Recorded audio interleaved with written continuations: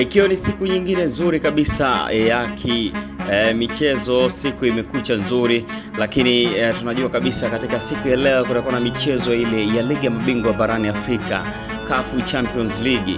Na leo tunajua mwakilishi wa Tanzania katika michuano hiyo, mwakilishi pekee klabu ya Young Africa watakuwa pale Lubumbashi katika uwanja ule wa Stade de Mazembe pale Lubumbashi kukabiliana na timu ya TP Englebert Mazembe ambao watakuwa ni wenyeji wa mchezo huo.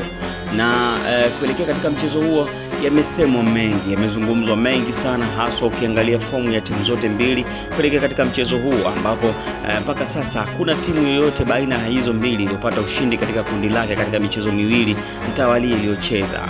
TP Mazembe wakitoka suluhu ya bila kufungana dhidi ya MC Alger katika mchezo wao wa kwanza kabisa katika uwanja wa Stade de Mazembe pale Lubumbashi, lakini katika mchezo wa pili wakaangukia pua kwa kufungwa magoli 2-1 na Al Hilal wa Mdumari ya Sudan. Lakini kwa upande wa Yanga na wenyewe walichezea kichapo cha goli 2-0 kutoka kwa Al Hilal na kisha kwa MC Alger kule ugenini Algeria. Na mengi yamezungumzwa kuelekea katika mchezo huo, hasa ukizingatia fomu ya timu zote mbili.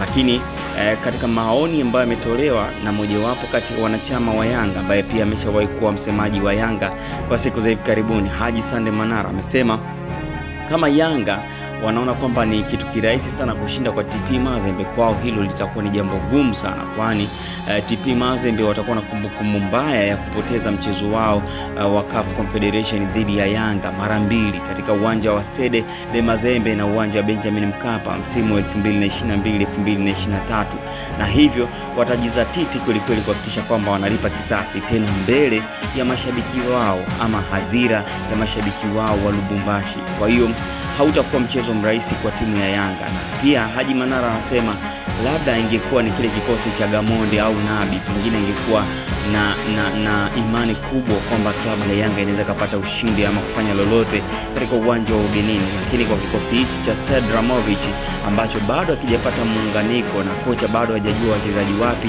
awatumie katika maeneo yapi na katika muda gani, hii itakuwa ni changamoto kubwa sana kwa klabu ya Yanga. Lakini wakati huo TP Mazembe ya Lamine Ndiaye na yenyewe inajitafuta, huku ikiwa na vijana wengi damu changa katika kikosi chao. Mmoja wapo ambaye anapewa mtazamo mkubwa sana, jicho la ukaribu sana, ni Oscar Kabwiti ambaye huyu ana miaka 19 na alitoka katika timu D ya TP Mazembe na amekuwa ni mchezaji ambaye ni hatari sana. Na pengine klabu ya Yanga wasipoweka macho yao na ulinzi wa dhati kwa mchezaji huyo, pengine anaweza akawaathiri ama akawadhuru siku ya leo. Lakini pia Bobakari Hainikoe, huyo ni mchezaji ambaye alikuwepo katika kikosi kilichopita lakini akawa anawekwa benchi na kina Joel Bea pamoja na kina Phili Traore, lakini kwa sasa ndiye amekuwa kama striker kiongozi ama kinara katika kikosi hicho cha TP Englebert Mazembe kinachonolewa na Lamine Ndiaye, raia wa Senegali.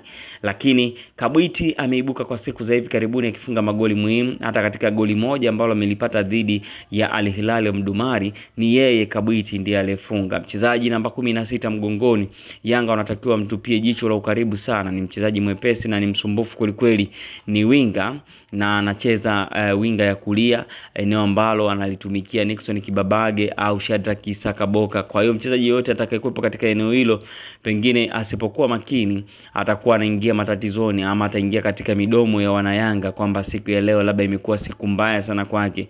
Kwa hiyo wachezaji wa Yanga wanapaswa kuingia kwa tahadhari kubwa na heshima kubwa kuelekea katika mchezo huo, ili waweze kupata matokeo ambayo yatakuwa positive ama chanya kwa upande wao kuelekea kutafuta alama zaidi za kuweza kufuzu kwa hatua inayofuata ya robo finali. Ni siku nyingine nzuri kwa Yanga, ni siku nyingine ya kibarua kikubwa sana kwa kocha Sedramovic pamoja na jeshi lake. Ni wachezaji gani ambao watatumika katika kikosi cha kwanza? Ni wachezaji gani ambao watarejea katika kikosi baada ya kukosekana kwa muda mrefu kutokana na majeraha? Nixon Job ameonekana katika session zote za mazoezi, lakini pia Khalid Aucho, vile vile Clement Mzize. Je, watakuwa tayari kwa ajili ya kuweza kutumika kwa siku ya leo? Lakini Shadrack Isaka Boka pia watakuwa tayari kutumika kwa siku ya leo? Ni swala zima la benchi la ufundi la timu ya Yanga ndilo ambalo litaamua ni nani ambaye atafaa katika vita hii dhidi ya kunguru wa Lubumbashi.